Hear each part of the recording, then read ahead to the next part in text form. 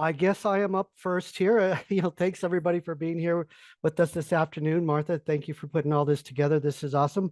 It's nice to see quite a few familiar faces with us today because when we get to the Q&A section at the end, I believe we have a slide for that at the end. There's probably 3 or 4 or 5 of us here that can also participate in answering questions. So just so you know. So, I wanted to talk a little bit about what's going on right now, of course, with the FAFSA. But before we do, I wanted to talk a little bit about the FAFSA simplification itself and what it is and what it does. Although everybody's been seeing, well, we all been seeing all the negative news and all the problems and things that are going on right now with the FAFSA rollout, it's been a rough start, as we all know. But I do want to mention a few things that are going to be very good for our students and families once things start working as they should be working here, hopefully in the near future. But again, the 24-25 cycle has been quite a rough start. However, some of the big changes with the new FAFSA simplification, of course, is the redesign of all the systems, all the processes in relation to the FAFSA. The other thing, of course, is the new experience for students and families on the new FAFSA form, which has been quite an experience this year, as you all know. But again, once everything starts working as it should, there are some benefits that we should look forward to. And that's why I want to stay positive here on this first slide in terms of FAFSA. First bullet, updated need analysis formula, which really goes into our second bullet as well, expanded access to federal student aid. With the new FAFSA simplification or the new act that was passed, it's going to actually give more access to federal aid to more students. So that's a good thing for us. Streamlined FAFSA form. Those of you that have been helping families for many years like us as well know that the previous FAFSA form had over 103 questions on the form. Starting with the new 24-25 FAFSA form, I believe we now only have 46 questions, which really makes it much easier and much quicker when it works correctly. And it does work correctly sometimes, So this is going to be a much better form, again, once we get past all these issues that we're currently having. Here's a biggie for us, financial aid, direct data exchange. What's new as well with the new 24 FAFSA form is now the Department of Education and the Internal Revenue Service can exchange data back and forth, which is awesome because it allows, of course, tax information to automatically be inserted into the student FAFSA form. Now, for that to happen, of course, everybody and anybody on the FAFSA form does need to give consent for that to happen. That's a new thing as well. Contributors, which we used to, as parents are also now known as contributors, will need to give consent for that to work. By the way, if they do not give consent on a FAFSA form, it will be rejected. They will not get federal aid. Okay, they do have to give consent for that to be an acceptable form for submission and for them to be awarded the Pell Grant. So that's a good thing for us. Many of you probably remember the DRT tool. That was problematic as well. Because a lot of times if the student did not insert the information exactly the way it was on the 1040 form 2 years prior, it would not make that match and it would not transfer the tax information into the form. So this new data exchange that they're doing now with starting the 24-25, that should be much better now because those databases are now connected and they can share that data. Next bullet point, expanded rules for financial aid professionals. I believe basically what this is saying is just give them more flexibility in what they can do with the federal aid in terms of the financial aid offices and things like that. So I believe that's more flexibility for them. Next bullet is determination of independence due to homelessness. In my understanding on that, it's going to be a little easier for them to be categorized as an independent student due to homelessness, and I think they made some changes on that. It's going to make it a little bit easier for them as well. So the last bullet, of course, is requirement for studentaid.gov account, meaning everybody and anybody that needs to contribute to a FAFSA form needs to create an FSA ID. This includes even a parent with no Social Security number. We'll talk about that as well. Creating an FSA ID is usually a simple process. But there has been some changes on that, and we'll talk about that a little bit more as well. But, these are things that are actually very positive for us moving forward. And again, hoping the 25-26 once we get past the 24, 25, we're going to see a lot of these things really go into play for us, for the students and families. Next slide here. So again, everybody's been hearing news like myself, not good news. Probably some of you heard the latest one is the Department of Education just sent out 200,000 records of student data. And unfortunately, that data was not quite correct in the calculation. So they're going to have to redo those and reprocess those data files that were sent out. That's the latest. So that's not a good thing. Basically, what I'm saying there is there's going to be probably another delay because they're going to have to reprocess those files. So I'm just going to read this verbatim, just make some comments on it on here. The free application for federal student aid is usually available for submission on October 1st of each year, which probably you all know. However, this year's form was released 3 months later on December 30th. The rollout of the new FAFSA system for the 24-25 FAFSA cycle has been problematic, with students and families encountering various glitches and errors. Additionally, contacting the financial aid, the Department of Education's helpline has been extremely difficult, as we probably all know. As a result, many parents and students are frustrated, and the number of FAFSA forms submitted in New Mexico has decreased significantly, and I will talk about that in another slide as well. Let me go back. Now, due to the delays, colleges are only starting to receive student data now. And this means that students will have to wait longer for the financial aid awards and have less time to make informed decisions. So with that said, it's really, I personally don't think we're going to start seeing award letters coming out maybe till late April. Personally, I don't think we're going to see any come out till then. Maybe Victoria can speak to that a little bit more than I can on what our projections are for getting award letters out this year. But we do know that everything is going to be a little bit delayed this year. So I get to what can we do to assist those facing difficulties with the FAFSA system. First and foremost, it's just letting students and families know that there are resources that they can use to help them complete the FAFSA form, help them with any questions. There's resources out there like us, New Mexico Educational Assistance Foundation. We host FAFSA workshops, and we go to schools and we do all we can to help students and families. But I know there's a lot of other organizations out there that do very similar things in helping students and parents, as well as the financial aid offices themselves. I know they also have workshops, things like that. But really what I want to say moving forward is we need to keep the messaging positive right now. I know it's been really rough for many students and families, but we definitely want to make sure we keep the message positive and say, look, we're going to get through this, continue working on it, don't give up. Everything's just going to be a little bit later, but it's still going to happen for you. You're still going to get federal aid. Just keep pushing forward. The reason that's important, because right now, looking at the data, we are, it does not look good. And not just for us, by the way. Everybody in the country right now is seeing decreased numbers in FAFSA submissions. For New Mexico at this point in time, we had about 45% of the class of 2023 that had already submitted a FAFSA form. So, not bad. Actually, we've been doing quite well the last 3-4 years in terms of FAFSA submissions for New Mexico. We've actually been doing very well.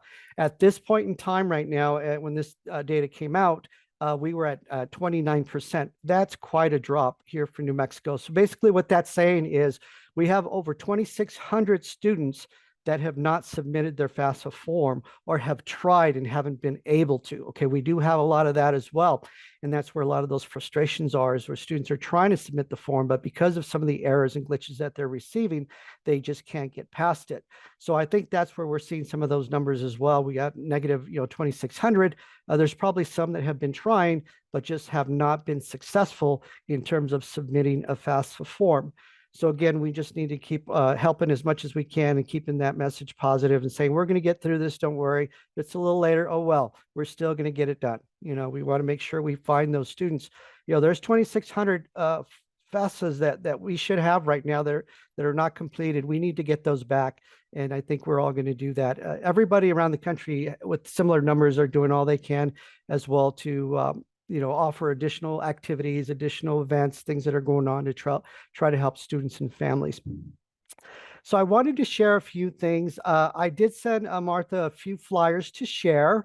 One of the biggest issues that we've been seeing, well, I shouldn't say one of them, there's quite a few, is mixed status families. For example, if you have a student that has a valid social security number, but the parent does not, they have been having a lot of difficulties. For one, just trying to create an FSA ID. One of the new things for the 24-25 FAFSA was supposed to be there's going to be a new process for a parent with no SSN to be able to create an FSA ID.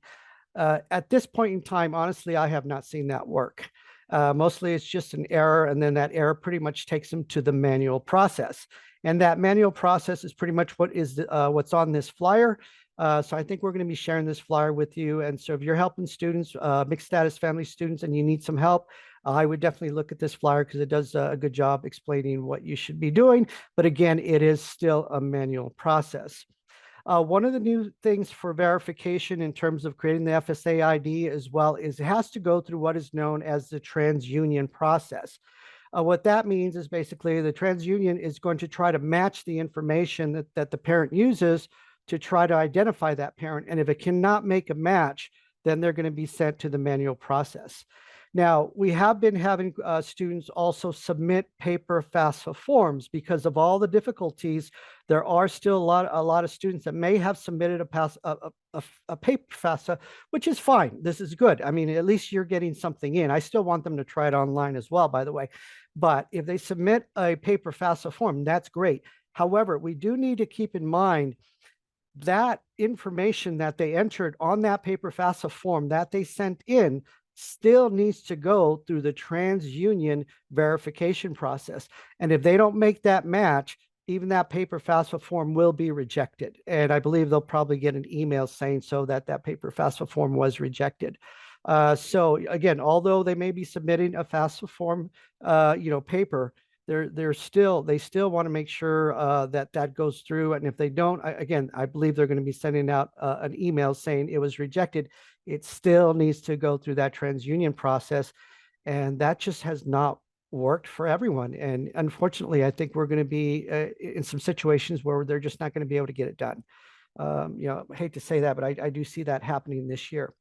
Another big issue we've been having this year is inviting contributors. When a student invites a contributor to their form, we've been getting a lot of errors with that as well. If the student does not enter the information exactly as the parent created their FSA ID or the contributor created their FSA ID information, it does not always work. They do get errors, and there's some things that are just not working well in terms of when students are inviting contributors to their form. That's a biggie as well that we've been seeing.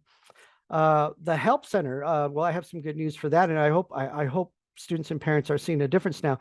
But the help center, you could not get through. I know Deborah's out here with us as well. I know a couple of times she tried, she could not get through.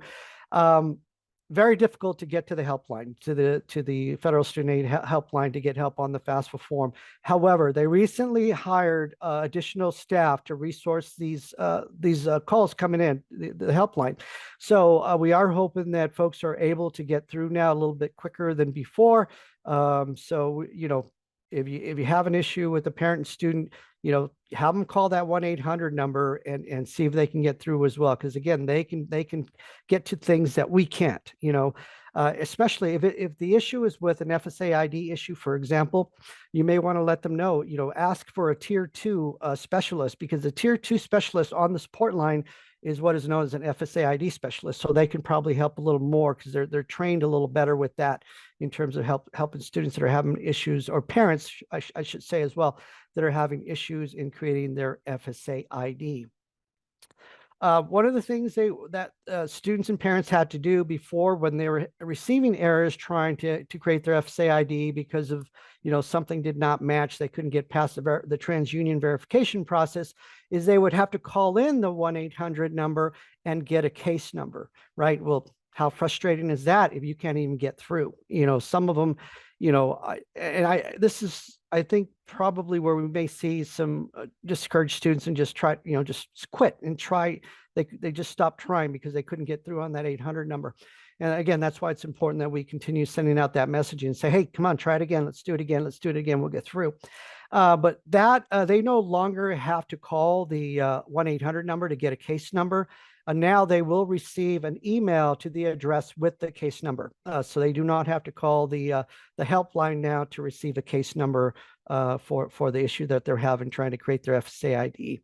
So that's positive now. So at least they don't have to try to get through on the 1-800 number. That has been very difficult, very, very difficult. Oh my goodness. Okay, so here's the other one. Oh boy, making corrections. So making a correction on the FAFSA form, a student can, at this point in time, can still not make a correction on their form. Okay, on the last webinar that I attended in relation to what's going on right now, what they're saying, this will be available the first half of April. Okay, I'm hoping, keeping my fingers crossed that that is a true statement. You know, I would probably say probably the mid-April, but they're saying they should be able to go in and make corrections the first half of April.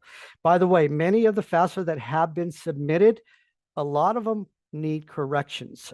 So, I mean, there's probably a lot of students that are going to have to go back in and make corrections to their FAFSA form.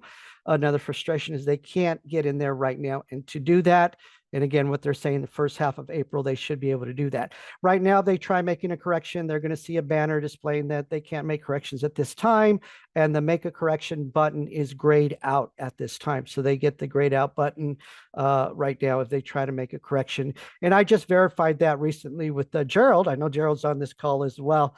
And he showed me exactly where that gray button is and how it was being displayed. So at this point in time, they cannot even make corrections. That has been very frustrating. But I did want to make you guys aware of that they can't make corrections at this point in time. Now, once they get into their FAFSA form, they want to be able to access, of course, there's a FAFSA submission summary. You know, the FAFSA submission summary is where everything is outlined for them, and that's where they can see all the information for their form. If you're helping a student to get to that FAFSA submission summary, you're going to take them to the My Activity section when they log in, and they'll be able to get to their FAFSA submission summary there. Now, they will be able to print it out. They won't be able to download it like in previous years, but they will be able to print it out. And nowadays, if you're on a computer, you can simply print it as a PDF. So I don't see that being a problem because if you want to just print it out as a PDF, that's very easy to do now. So they will be able to do that. But what I wanted to mention here, if you go in with the student and they do not see SAI, basically is it's missing some information. Maybe it's missing a parent signature, something's just not right. So they're going to want to go back in and make those corrections. Okay, they can't yet, but you know, hopefully first week of April, they can go in and make those corrections that need to be made. So if they go in and view their FAFSA submission summary, no SAI is there, that's what they're going to need to do is go in and see what they need to get corrected. I have also heard that you know, students have logged in, even though they processed their FAFSA form, they went online to the My Activities and there was no submission summary available. Okay, so I have heard that happening as well. So hopefully that doesn't happen. All I can say there is just, you know, try it again at a later time and hopefully it gets in there. But that's something to know as well. Again, another reason to probably call the 1-800 number on that, because we wouldn't be able to help in that regard in helping a student get the FAFSA submission summary posted on their login. Before I go, I wanted to share something. There is going to be a FAFSA webinar tomorrow at 6 p.m. This is for tomorrow. And this is something I just want to let you guys know about so you can share with your students or your families, anybody that would benefit from this, if you can get the word out. It's at 6 p.m. tomorrow, 8 p.m. Eastern time, of course. So it's 6 p.m. tomorrow for us. The link is on this slide here, but I believe Martha's going to be sending that out via email. Also, it's probably on the chat, I would assume. So this is a good opportunity for students and parents to just watch this webinar and really see what it takes to submit the FAFSA form. I'm assuming they're probably going to be giving some good tips as well. I will be on this as well, and I'll watch it myself and see if there's any additional tips that they're going to be giving out. But right now, again, the best thing we can do to help our students and families is show them where all the resources are. let them know what's available to them. And again, keep the message positive and say, we're going to get through this. We know it's been a rough start, but there is going to be federal aid for you. And by the way, even if you don't get everything done now or on time, as long as we get it done is what I'm going to say. As long as we get it done, we get it done. So that's the few slides I have for you right now, but I am going to go ahead and I know we're going to have a QA session at the end. So we look forward to some questions from you. But I am going to go ahead and pass it over to my colleague, Joni Beader. She's going to talk a little bit about what we do in terms of resources here in our community in New Mexico. Thank you, Ruben. So NMEAF does have quite a few free resources, and one of them being the FAFSA Money Mondays. FAFSA Money Mondays is every Monday from 3 to 6. And thank you, volunteers. We have wonderful volunteers from our financial aid offices, and we place them in rooms. And whenever a parent or student logs in, then we place them in the room with the professional to have their questions answered professionally and confidential. Also, we provide annual FAFSA training. This year in 2023, there was 2 FAFSA trainings, and we will continue providing that free service in the future. Also, in-person and virtual presentations, we do offer. This is all free services. We do offer this. We can go into your high school or virtually and talk about the financial aid process and let the students and parents know what is available out there with scholarships, so forth and so on with that. Also, we provide 2 $500 random scholarships a month. The student does not need to complete an essay for that. And all they need, if they are the random drawing winner, I will be calling them and asking them what institutions that they are interested in attending. And if they completed their FAFSA, that's the only qualification for a $500 scholarship with NMEAF. The registration name does stay in the registration, and the name stays in there every month until the very end. So that's 2 $500 random scholarships. Also, we provide our monthly newsletters. And if you are not a recipient, please email us and we will put you on the list for updated information regarding the updated FAFSA and what's going on, and also with NMEAF. We also have our FAFSA brochures online, or if you need any, we could also send them to you. So these are some of our free services that we do provide, and you can reach out to us if you have any questions about it. Thank you.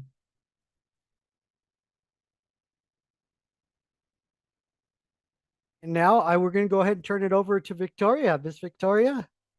Thank you, Ruben. Hello, everybody. Good afternoon. My name is Victoria Padilla. I'm the financial aid manager at the UNM-Valencia campus.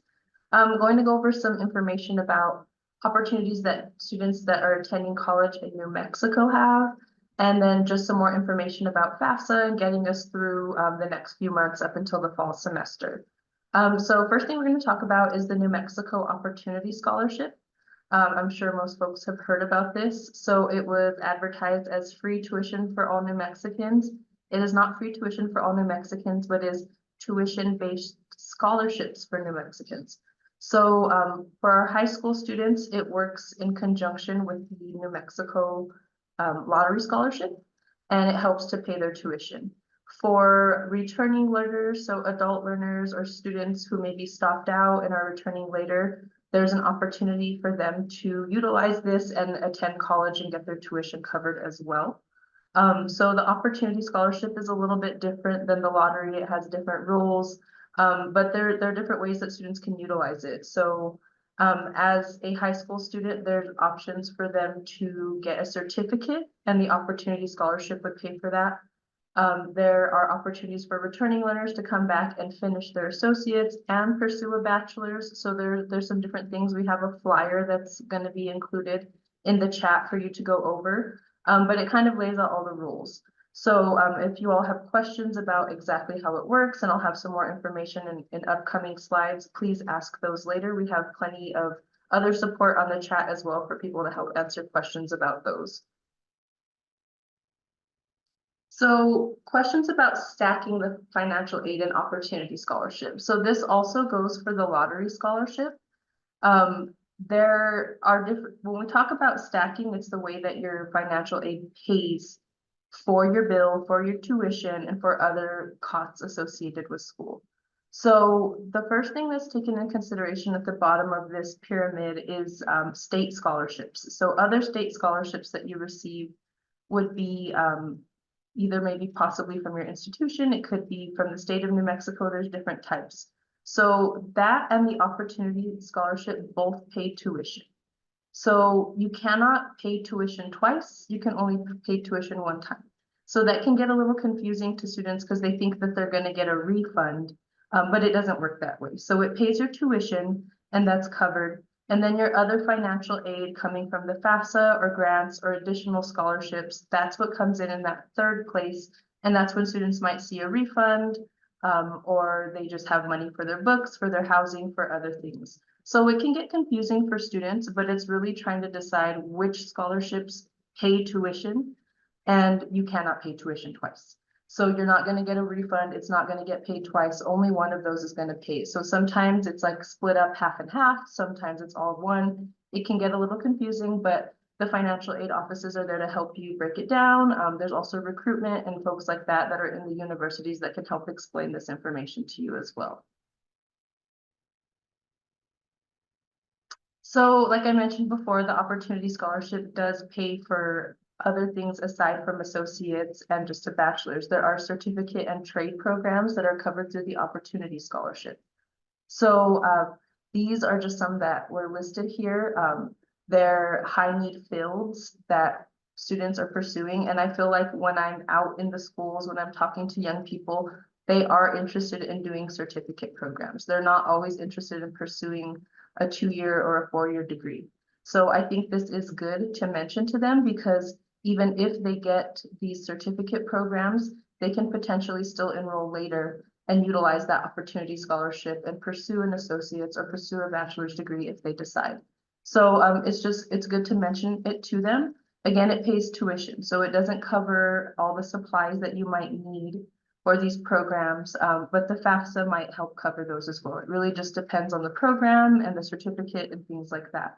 So it's just something to consider that if a student's not interested in going straight into a 2-year or a 4-year institution, that there is still money available for them to find some sort of career that they're interested in.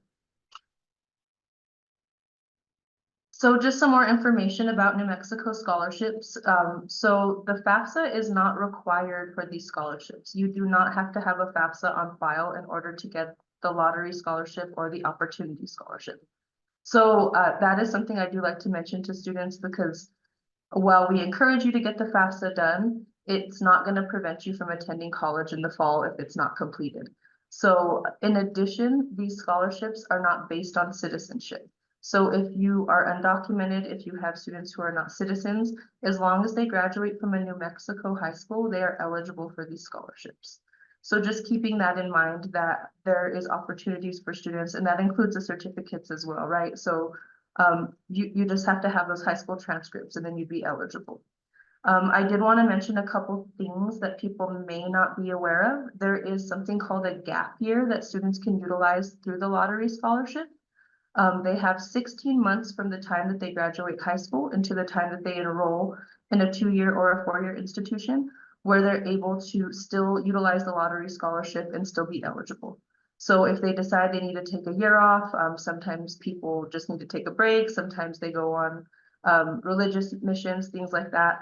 There's different things that students do in between that time. They can still come back and utilize that lottery scholarship. There are a few different things with the opportunity scholarship that they can kind of transition up into the lottery. So if they decide to go part-time during a gap year, they can utilize their opportunity scholarship, but they have to be full-time by the time they hit that 16 months. So depending on the student, this may be helpful or not. It really just depends on them. Sometimes it's hard for students to go part-time and then have to be committed to full-time. So it's really a discussion based on the student and their needs. But just so you know, there are a little bit of options that you can work with if a student cannot go full-time right away. They have a little bit of a transition time, or they can take a break and still be able to utilize that lottery scholarship.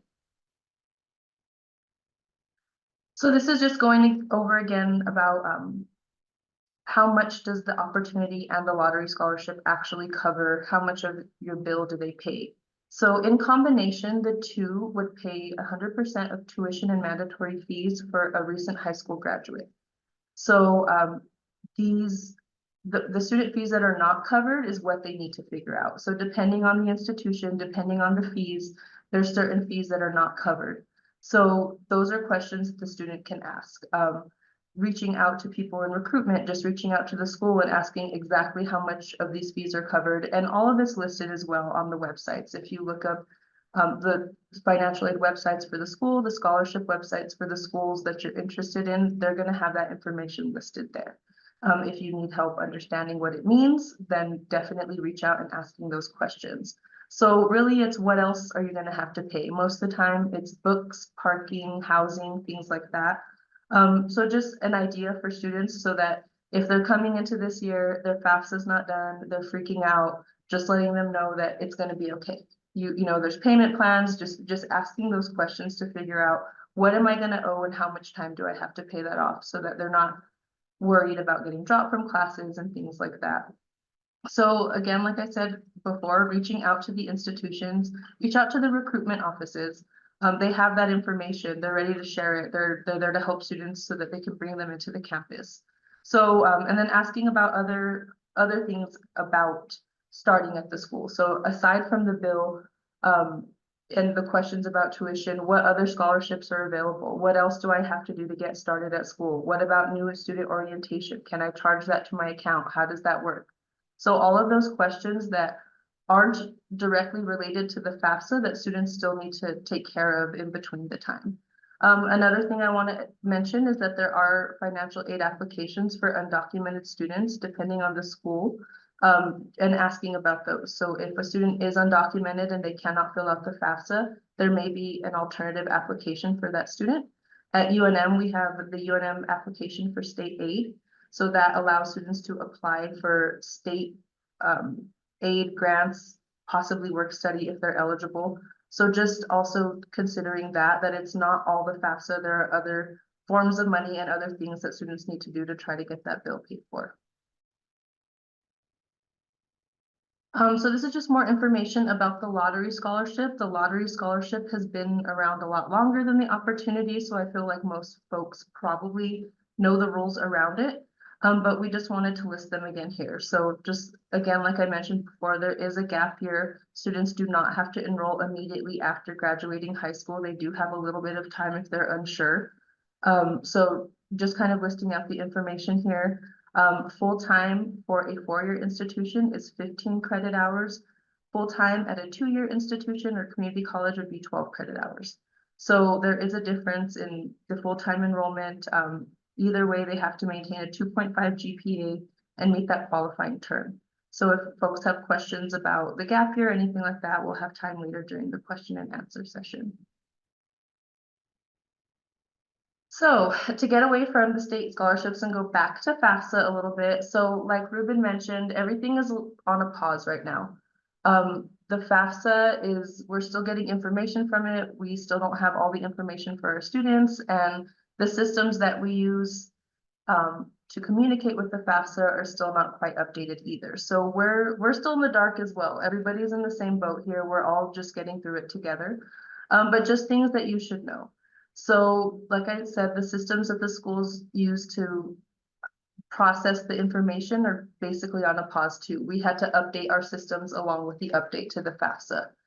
The financial aid administrators are now learning how to process these things in a new way. So we're on a learning curve as well. It's new for the students. It's going to be new for us as well. And then FAFSAs cannot be completed until the errors are resolved. So we just have to work with what we have. Everybody's in the same boat together. We're going to get through it, but we're still learning as we go. So because of all the updates with the FAFSA, the verification that the financial aid offices do should, in theory, be greatly reduced. This year, it's going to be a lot of overhaul with everything we have to do, but future semesters, future years, it should all get better. So we're hoping that students will have less to send to us later. Just the process of getting it through right now has been troublesome for all of us. So FSAID errors. So there are various errors that are occurring, like Ruben said. So it's not just parents who don't have a social, it's a lot of students who are experiencing errors. So parents who had existing accounts, parents who had older accounts from their own FSAID, even students who are married, they're getting errors saying that their spouse information is not correct. So it's not just one group of students, it's everybody. So just to keep that in mind, it's not a specific group. It's not anyone being singled out. There's errors on all in all forms. So just, you know, we're gonna get through it, just trying to do what we can and just keeping positive. We're gonna get these errors fixed, we'll figure it out, but it's not just one group. So just to keep that in mind. The FSAID component is not working for undocumented parents right now. So I just recommend that students really just pay attention to updates from their school. So the school that you apply to, the FAFSA, any updates that are sent, please pay attention to your emails. I always tell students to not use their school email for the email that they're getting updates from, because once they graduate high school, they're not going to be able to have access to that email anymore. So making sure that they have an email address that they're going to get, their Gmail. If they've applied to a college, UNM, CNM, well, then you can use that email now too, that you're a student there, but just making sure that they're paying attention. And then updates from the school, right?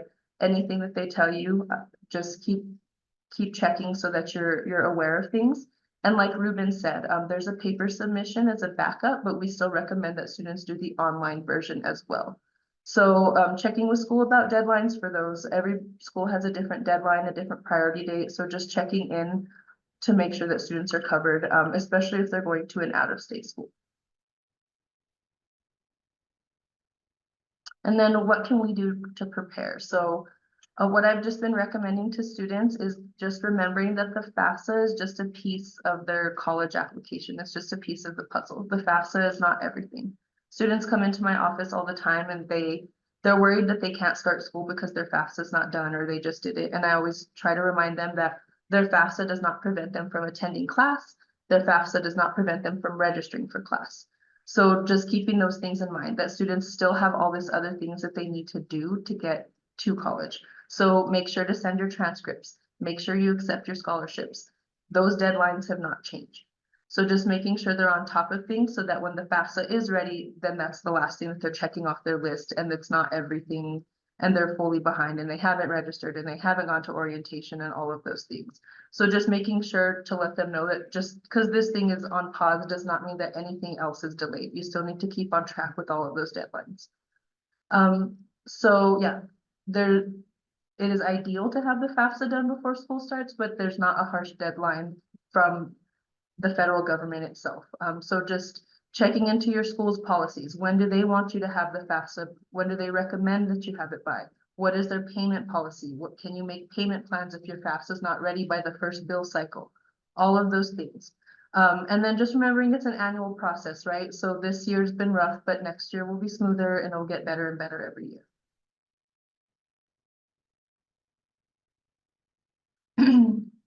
So this one is just covering students that have extenuating circumstances. So this was kind of geared more towards folks who are dealing with high school students, so counselors, advisors, stuff like that. So the FAFSA simplification is going to help students who are in difficult situations and who are self-supporting or homeless or unaccompanied minors. They are still going to have to contact the financial aid office after they submit their FAFSA to make sure that they've resolved any questions or anything that we need. And they should still complete their FAFSA early and utilize any support. So the Money Mondays with NMEAF, get that help because the FAFSA is not always clear on the way you should answer a question. Students have situations that they may not realize that they should be answering a certain way, or they think they have a legal guardian, but they actually don't have a legal guardian. It's just their grandparent took care of them or somebody in their family. So just making sure that you have somebody who can help you fill it out correctly. So then you're not having to go back and correct it and do multiple things. Students who are still in high school and are unaccompanied minors or homeless students, letters of support or the McKinney-Vento letters are great for these students. It happens all the time where I speak with a student and they had contact with the counselor before and someone knew their situation, but they never got a letter of support or anything to confirm that situation. So these letters of support now with the FAFSA changes, the students can carry on for subsequent years. So it really helps them as proof of what's going on. And these things roll over instead of having to submit proof every single year of their situation. And sometimes they don't have the proof to submit. So it can get really hard for these students. So if you are working with a student in high school and you know that they're in a difficult situation, getting a letter to them now on their behalf, to support them would be great, because after they graduate high school, it is very hard for that student to get back into the high school and get any letters of support. So just things that you can do in between the time to prepare for students who are in these difficult situations. It really helps them once they're here to get their funding so that they can just go to school. And just kind of to finish up, just remember we're all in this together. All the changes are difficult. We're going through this together. We are here to help the students. We want to see them succeed. We want to give them their financial aid, but just things to prepare for the fall. So being diligent, you're going to have to be on top of your stuff. You're going to have to ask questions. You're going to have to keep an eye on your account. And then just know that there are going to be many delays. So financial aid offices are going to be very busy from the time that we're able to get FAFSA information up until the first day of classes and even beyond that. So just knowing you might have to wait in line, you might have to wait on hold, you might have to go back multiple times, but don't give up. Nothing is ever really free. You have to work for your financial aid a little bit sometimes. So just knowing that, and next spring, will be better. Spring 2025 will be a lot better than the fall is going to be. So just keeping that in mind, but yeah, we're all in it together. We're going to get through it. And I believe that is my last slide. Yes. So now we're open for questions if anybody has any questions.